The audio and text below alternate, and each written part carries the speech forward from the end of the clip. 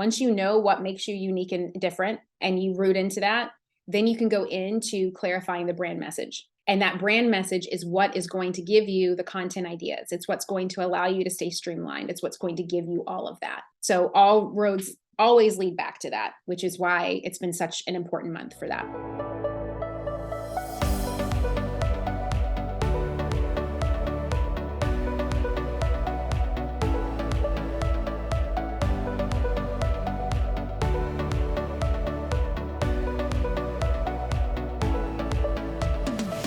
All right, diving into session 4, content creation clarity and an action plan. So I first want to kind of pick up where I left off in session 2, because session 2 relates to this one.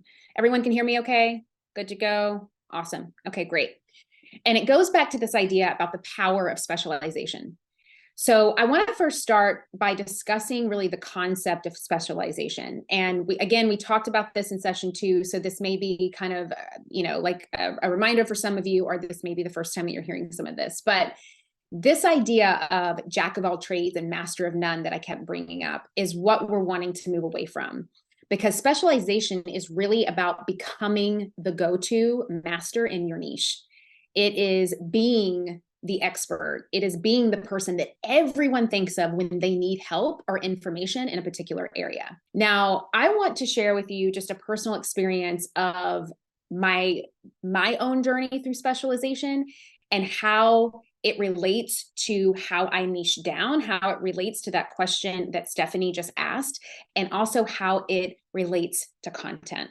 When I decided to finally go all in essentially on the business that you see that I have today. And what I mean by that is, I have an online education business and I support women with growing their brands and businesses. And I do that specifically through courses, programs, masterminds, and other kind of group coaching opportunities.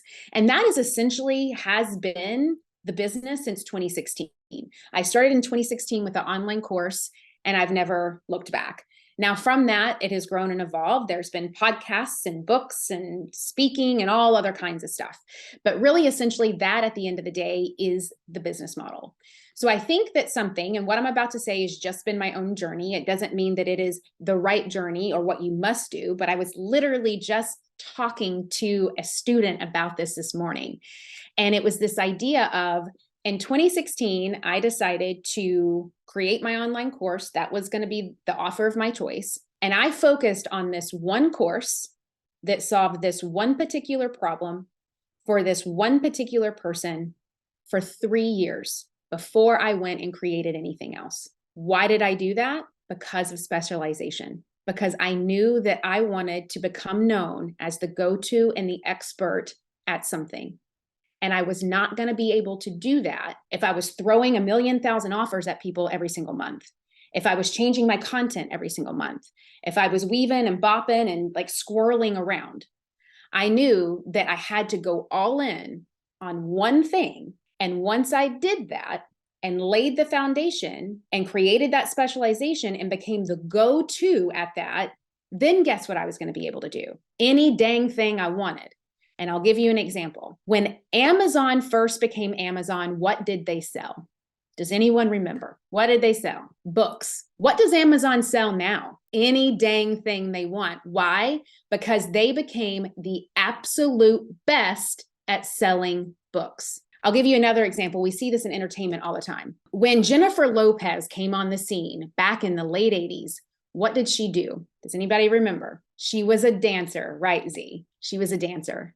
And she became one of the best dancers that she could possibly be. She became known for dancing. Now what does J-Lo do? Any dang thing J-Lo wants to do. Why? Because she became known for this one thing. And then she became known for singing. And then she became known for acting. And then she became known. And now she can do whatever she wants. Matthew McConaughey, what's the first thing that he did? Acting. What does he do now? Whatever Matthew McConaughey wants. Because they all took the time to become a master at their specialty. And that unlocked all of the other possibilities. So when relating back to my own experience, that is what I did. I said, if I want to own a niche, if I want to hone down, I have got to really laser focus on what it is that I want to be known for. What is my specialty going to be? And I'm going to go all in on that until I get to a level where I'm making consistent income. My brand has visibility. I've got leads coming in, and I know that it's time to unlock to the next phase. And for me, that really wasn't for 3 more years. From 2016 to 2018, I only had one thing that I offered, one thing that I focused on. And this drove my messaging, it drove my marketing, it drove my content, it drove everything. In 2018, I created a second course, different type of promise and offer, but still a course. In 2019, I started to go to the next level with online coaching programs and other things that I wanted to do. In 2020, I created a mastermind.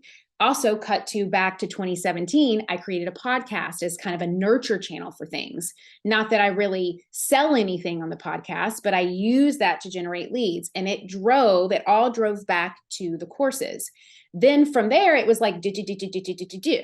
And so once I was able to lay that specialty foundation, it unlocked everything.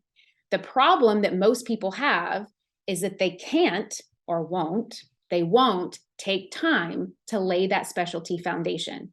And they make up all these excuses. Oh, I'm multi-passionate. Oh, I'm this. Oh, I'm this and that, so I can't do it. When really, we're all that way. I don't know a single person who's not multi-passionate. I'm multi-passionate. There's so many things that I want to do. There's so many things that I want to create. And maybe I will be grateful enough or lucky enough to one day create as many of them as I can, but I'm not even going to be able to create everything I want to create in this lifetime. Because I'm a creator. There's just too many. Every single day I want to create something. But what do you want to be known for first that then is going to leverage everything else? Is this making sense? Okay, awesome. So that is how it worked in my own journey. And that is really how I saw a significant increase in my credibility and really the impact that I could make. Because again, you can't create impact and you can't create credibility if you are a master of none, if you are a generalist. Think of it this way. Let's say that you came down with a stomach flu and they could not figure out what was going on. Would you want to go see a general doctor, or would you want to go see a doctor who specializes in stomach issues? We're all going to pick the specialist, right? And that because that specialist is going to be more credible. They're going to probably have more value to bring to the table. They're probably going to get us our results and what we need faster and easier than some general person who maybe doesn't specialize in that.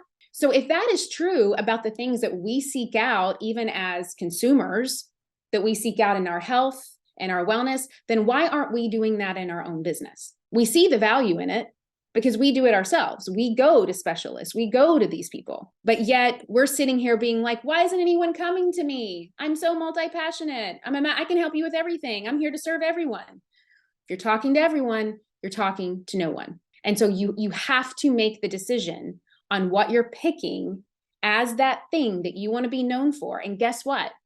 No person can make that decision for you because you are the CEO of your business. You are the brilliant mind behind all of the amazing things that you want to create. You are the master at what it is that you do. Not her, not me. Now, once you decide what that is, I can support you in leveraging it and scaling it, but you have to decide what that is. So stop looking out there for the answers. Just pick. Doesn't have to be perfect, doesn't have to be right. It just has to be something that you're willing to go all in on. So with that said, let's continue to talk about some benefits of specialization. 1, authority. When you specialize, you become an authority in your field. Just like I was talking about with the doctor. People trust experts and they're more likely to turn to you for guidance when you are one. The second thing, clarity. And this is where we're going to be talking about with content today. Specialization brings clarity to your brand, which drives your messaging, which drives your marketing, which drives your content. Why? Because your audience is going to know exactly what you offer, which eliminates confusion. But you have to choose to tell them what you offer first. You can't be out here flailing in the wind and being like, I don't know why they don't know what I offer. It's like, well, you don't even know what you offer. You're not picking anything. So you have to do that. Clarity is key. If you want clarity, create clarity for yourself. And the way that you do that is specializing. The other thing that specializing lends to, which is amazing, is consistency. It's so much easier to maintain a consistent content strategy when you have a clear focus. It was so much easier for me to grow and scale. I went from making $55,000 a year to $1.3 million in a matter of like 9 months because I chose to go all in, because I chose to become known for this thing. That's how fast it was, guys. Before that, I mean, for like 8 years, I was making 30 grand, 40 grand. Yay, I made 50, like trying to hang on to the 50 grand a year. And it wasn't until I chose to specialize that it allowed me to create the consistency, because that's the only thing I had to do. I had to wake up every day and talk about this one thing. I had to wake up every day and solve the problem for this one thing. I had to wake up every day and create content for this one thing. And over time, that built the specialty out. It created the clarity, it created the consistency, and it gave me a clear focus. And what happens when I had a clear focus? I had so much time, I had so much space to go all in, because I wasn't swirling around with all this multi-passionate excuses that I was giving myself prior to that. So the consistency helps you stay on track and helps you build a cohesive brand. The other thing it does, audience loyalty. Specialization is what builds the following, the engaged following. People who are passionate about your niche, they're passionate about what you specialize in, they stick around, they engage with your content, they buy your stuff, they tell their friends about you. And that's how you grow and build. And then the next one, which we're going to be talking a lot about on Thursday's training, is differentiation. Because in a crowded marketplace, you have got to find a way to set yourself apart. And the way that you do that is specialization. You become the unique solution to the specific problem that your ideal audience has. Before we dive into the next bit, where I talk about just some dangers on the flip side of like what happens if you don't choose to specialize, I want to know right now, because so many of you that like, you know this, right? I'm not telling you something that you've never heard. It's like you're a brilliant human being. You know this conceptually, but there's something that has kept you from not putting it into action. I want to know what that is, and just share in the chat. And there's like no judgment, but just when you think about it, it's like, I have chosen to not specialize because what? Fear of what? Fear of what? See, imposter syndrome. Yes. That's some good psychology there, T. Fear of success, really. She says, I feel like it's because most people are fearful of mastering what they're truly good at. Yeah, because if we master what we're truly good at, then we have no excuse to not master what we're good at. And then we can't lay on the excuses of why we're not getting what we want out of life. So that's the payoff, psychological payoff anyway. The fear and not knowing what my specialty is. Okay, Megan, so this sounds like a UVP issue, right? We got to get clear on that differentiation. Lily hasn't been able to stay consistent. Why? We now know what you need to do to stay consistent, which is to specialize. Indecisiveness, not knowing what I'm good at. Whenever I put out content that I think is in the right direction, it doesn't perform so well and I get so defeated. Yes, Joanne, this is because you're thinking it instead of actually putting out content that directly relates to the data that you have collected from your ideal avatar based on your unique value proposition and what it is that you help them solve. So did you see how it's all connected? It all goes back to the brand accelerator formula that we've been talking about. And Paschal says it's because I'm passionate about a lot of things. I'm just wondering, like, why can't both things be true? Like, why can't we be passionate about a lot of things and also be known for one? Why do we limit ourselves in that way? This is what happens if you choose not to specialize. Buyer confusion. If you are currently experiencing buyer confusion, it's because you have not specialized enough. Your potential buyers, customers, your audience, they most likely don't understand what you stand for, what you offer, and what you solve, which leads to confusion, hesitation, and lack of engagement. The other thing that happens when you don't specialize is content overwhelm. How many of you switch between multiple topics all the time? Today, I'm going to talk about this. Tomorrow, I'm going to talk about this. Next week, I'm going to talk about this. Next month, I'm going to talk about this. When you do that content switch, not only is it a massive time suck and like just energy drain, but it's completely overwhelming for you and it's completely overwhelming for your audience. And most importantly, it completely dilutes the message. So here you are spending all of this time creating all this amazing content that's just, it falls flat because the message has been diluted because there's no specialization behind it. The other thing that we all deal with, I don't care who you are, you could be, Lady Gaga, market saturation. Lack of specialization often means competing in a saturated market, making it harder to stand out. Now, here's the thing with this. The online brand market, the creator market that we are in, is expected to be $1 trillion industry by 2028, guys. So it's like, even if you got like 0.5% of that $1 trillion, you're going to be doing okay, right? Like, it is a growing economy. You want to be a part of a growing economy. You don't want to be going all in on like the newspaper industry right now, dying. You want to be part of a growing economy. So people that come to me and they're just like, is it too late? And I'm like, girl, walk down the bread aisle, boo. Like, no, it is not too late. It is not too late to get into a growing economy. Bread's been around since the freaking beginning of time. And it's like, Dave's got his bread out and Julie's got her bread, everybody's got bread. And it's falling off the shelves all the time because there's bread that has certain specializations. Here's a gluten-free one. Here's a keto one. Here's a plant-based one. Here's one that's got a ton of protein in it, whatever that is for you. So I don't want you to hold yourself back by telling yourself that the market is too saturated. You want to be in a saturated market because that means that it's a healthy market. It's a thriving market. It is a market that is open for business. However, you just want to make sure that you're specialized enough to where you can compete in that market. And we're going to be diving more into how to do that on Thursday's training. So make sure to sign up for that because I don't want you to miss that. Now, the other thing that can happen is diluted impact, because without a clear focus, it makes it so much more unnecessarily challenging to make the significant impact that you are meant to make in your niche.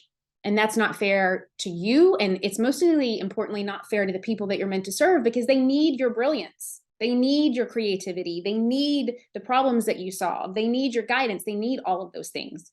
So how can you tell if you have a problem with content clarity right now due to lack of specialization, inconsistent messaging, covering a wide range of topics, fluctuating engagement levels, and you struggle to attract a loyal audience? Share in the chat which ones of those, if you do relate to any of those, which ones of those you relate to. Inconsistent messaging, covering a wide range of topics, fluctuating engagement levels, or struggling to attract a loyal audience. Joanne says the anxiety that's coming with this combo is real. Okay, I love that you brought this up, because what that feeling is, that anxiety is just worrying about, the future, essentially, right? So it's coming up because it's your gut signaling to you like, hey, ding, ding, ding, here's your answer. Are you going to choose to do something about it this time or not? So I think it's perfectly normal and so common to have those feelings. But I also want to just encourage you, Joanne, to not future trip. Just stay with me right now. It's not about having all the right answers or getting all of this figured out today. We have a training coming Thursday, and then there's going to even be more goodness after that if you feel called. So just for today, just stay with me, take a deep breath, and just remember the awareness is key. It's not about you needing to fix this or be something that you're not today. It's just about you having the awareness of this, because the awareness is what leads to the acceptance, which leads to the action to change. Once you have mastered that UVP piece that we've talked about, once you know what makes you unique and different and you root into that, then you can go into clarifying the brand message. And that brand message is what is going to give you the content ideas. It's what's going to allow you to stay streamlined. It's what's going to give you all of that. So all roads always lead back to that, which is why it's been such an important month for that. Okay, strategies for content clarity. So now that we understand the importance of specialization and really the dangers of not specializing, I want to dive into just some really practical action steps that you can take today. So the first one, and we're going to be talking about this more on the training on Thursday, define your niche. The first step is to choose a specific niche that aligns with your expertise and it aligns with your passion, it aligns what you love to do. It's about finding that sweet spot where your skill set meets your interests. And I know you got a lot of skill sets and I know you got a lot of interests. So just for today, let's pick one. How's that sound? Can we do that? Can we just pick one? And here's the thing, I'm not going to tattoo it to your forehead and say that you're attached to this for the rest of your life. But just for today, like, can we just take that next step forward?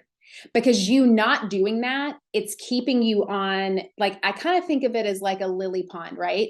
It's keeping you on this little piece. And it's like, we're not able to get to the other side of the pond because you won't move. Or it's like, if any of you have ever rock climbed, it's like you've gotten like halfway up and you're just like, okay, I'm just gonna like sit here for a minute and just chill out. And if any of you have ever rock climbed, you know, after sitting there for a minute, like, you got to keep moving or you literally fall. So if we can just pick one. Okay, the next thing that you're going to do, and this is not guesstimating, this is data-driven, audience research. To create content that resonates, and this is what we were talking about just a bit ago, you need to understand your audience at a core level. And I'm not talking about, her name's Tracy and she drives a Honda and lives in St. Louis. I'm talking about the psychology, the deeper things, what moves them, what drives them, their needs, their pain points, their frustrations, their desires, their preferences. And we don't guess this. We research it. We ask questions. We get answers. And we use that to drive the content that delivers value. And this is why, like, inside the Brand Accelerator formula, I have an entire strategy around this. I have specific questions that you ask your past clients or your ideal clients or your audience.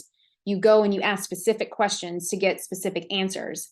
And then those answers allow you to create value points within your content. So you now have a ton of ideas of what, not only of what content to create, but it directly relates back to the needs, challenges, and pain points of that person that you're meant to serve. So you're not creating content out of thin air anymore. You're actually creating content that directly relates to what it is that they want from you. And it makes it so much easier, makes it fun, makes it exciting. It allows you to be multi-passionate in all of your content creating that you're going to do, because you can be passionate about this thing that they need and that thing that they need and that thing that they need that I solve for them. Make sense?